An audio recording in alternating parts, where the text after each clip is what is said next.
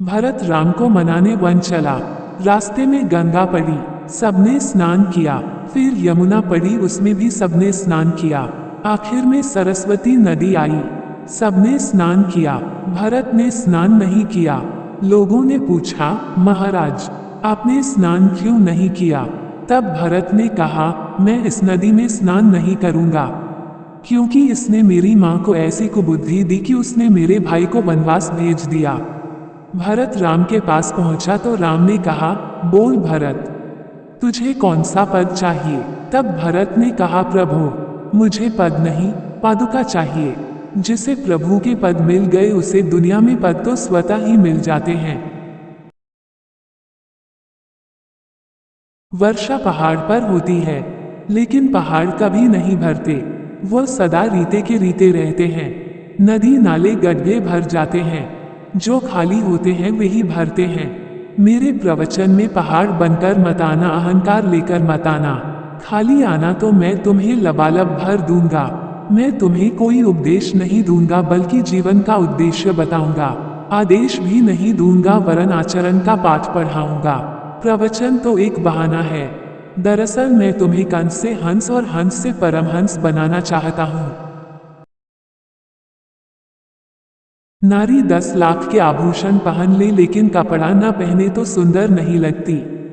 इसी प्रकार व्यक्ति कितने ही आगे क्यों न बढ़ जाए, लेकिन उसका कोई गुरु ना हो तो उसे मुक्ति नहीं मिलती। रावण के पास क्या नहीं था? तख्त था, ताज था, धन था, वैभव था, सब तरह का ऐश्वर्य था। नहीं था तो गुरु नहीं था। बिना गुरु का तख्त और ताज कितना विनाश करता है। इसका उदाहरण है रावण। राम भले ही घास फूस की कुटिया में रहते हैं, लेकिन गुरु को साथ रखते थे। यदि दीवार पर कील ठोकनी है तो हथौड़ा तो चलाना ही पड़ेगा, तकिया काम नहीं आएगा। यदि बड़ी बीमारी ठीक करनी है तो कड़वी गोली और इंजेक्शन तो लेना ही होगा। मीठी मीठी गोलियों से काम नहीं चलेगा। मेरे कड़वे प्रवचन भी एक तरह की औषधि है। यद्यपि संतों का काम मीठा बोलकर समाज का मार्गदर्शन करना है, लेकिन मैं कड़वा इसलिए बोलता हूँ ताकि समाज की कड़वाहट दूर हो सके। फूल में खुशबू है, लेकिन हवा ना हो तो वह चारों ओर बिखरती नहीं है। खुशबू को बिखेरने का काम हवा करती है। इसी तरह संत के पास विचारों की खुशबू है, और पत्रकार रूपी हवा, अखबार रूपी हवा उसे बिखेरने का काम करती है। अगर यह हवा ना हो तो संत की वचन रूपी खुशबू सिमटकर रह जाती है। फूलों की खुशबू हवा बिखेरती है, और संत की सुगंध पत्रकार अखबार बिखेरते हैं। संत के पास सौरभ है। जब संत की सौरभ बिखरती है तो श्रावक रूपी भंवरे स्वतः खींचे चले आते हैं। पाश्चात्य संस्कृति द्राक्ष अंगूर की संस्कृति है। द्राक्ष से रस बनता है, फिर रस से शराब, शराब पीकर आदमी मदहोश हो जाता है। और भारतीय संस्कृति रुद्राक्ष की संस्कृति है, शिव की संस्कृति है। पाश्चात्य संस्कृति व्यक्ति को शव और भारतीय संस्कृति व्यक्ति को शिव बनाती है।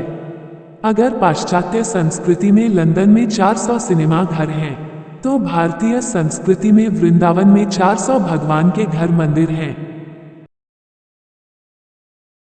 सुखी जीवन के लिए मेरी 3 बातें याद रखो।